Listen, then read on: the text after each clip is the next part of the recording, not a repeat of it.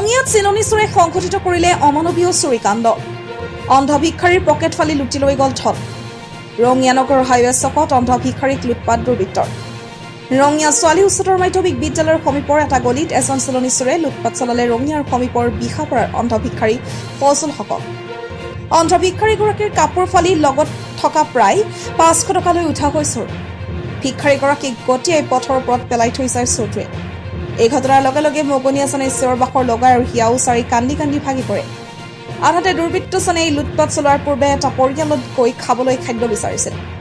মহিলাগৰাকীয়ে ঘৰত কোনো খাদ্য নাই বুলি কোৱাৰ পিছত তাৰ পৰা ওলাই আহি লুটপাট চলায় বুলি মহিলাগৰাকীয়ে সংবাদ মাধ্যমক জানিবলৈ দিয়ে।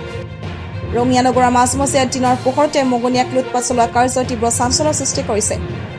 ঘটনা সন্দৰ্ভত ইতিমধ্যে ৰঙিয়াৰ সমীপৰ বিহাপাৰা অন্ধ ভিক্ষাৰী ফজল হকে ৰঙিয়া আৰক্ষীৰ কাষ চাপিছে।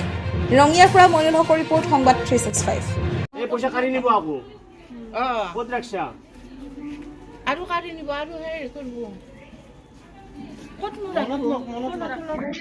মই এই টাৰ্ণিংটো আছে নহয়, এই টাৰ্ণিংটো পাৰ হৈ পেলাই এই কেকলৈকে আহিছোঁ। আহিলে মোৰ পিছফালে মানুহ একজন আহি আছে, মই গম পাই আছোঁ।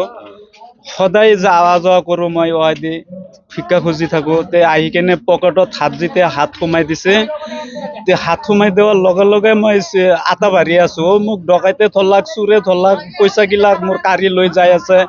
এনেকৈ কওঁতে টান মাৰি ছিঙি লৈ মুঠ মাৰি লৈ গিয়ে ডাউল ইফালে ডাউৰি ফালে টাৰ্ণিংটোত মানুহ দেখা পাইছে নেকি, পাই ফালে আৰু ইফালে ৰিটাৰ্ণ আহিছে। মোৰ আগেদি মোক ঠেলা মাৰি থৈ গুচি গেলা। মই আটা বাঢ়ি আছোঁ। পইচা কিমান মান আছিল? পইচা মোৰ এক ঘৰত সৎকাৰ পইচা দিছে 300 আৰু 20 টকা, 10 টকা, 50 টকা, এনেকুৱা মুঠ 500 মান টকা হ'ব। আৰু মোৰ বেছি নহয়, মোৰ 500 মান টকাই টোটেল 500 মান টকা আছিল আপোনাৰ লগত? আছিল আৰু মোৰ আন্তাজ আৰু কি। ৰাতিপুৱাৰ পৰা ঘূৰি আছোঁ চাচা। ঘৰ ক'ত আপোনাৰ? মোৰ ঘৰ বিয়াপাৰাত। নাম ফজল হক। ল'ৰাটো মোৰ ঘৰত গ'ল, যাই পেলাই কিবা খাব খুজিছে। তাৰপিছত মই ক'লোঁ নাই, একো নাই, মই ভাত বনোৱা নাই। ওলাই আহিছে, আহি পেলাই এই ভিক্ষাৰীজনৰ লগত যত-পত কৰি পেলাই এইফালে দৌৰিছিল, আকৌ মোক দেখা পাই সেইফালে গুচি গ'ল। এখেতে কান্দি আছে, ক'লে বোলে মোৰ পৰা মোবাইল, পইচা গোটেইখিনি লৈ গ'ল, কাপোৰ চাপোৰ চিৰি পেলাই দিছে, সিমানেই আৰু। এজন মগনীয়া আহি আছিল, পিছফালৰ পৰা ল'ৰা এটা আহি পকেট পাৰ কৰি লৈ গ'ল।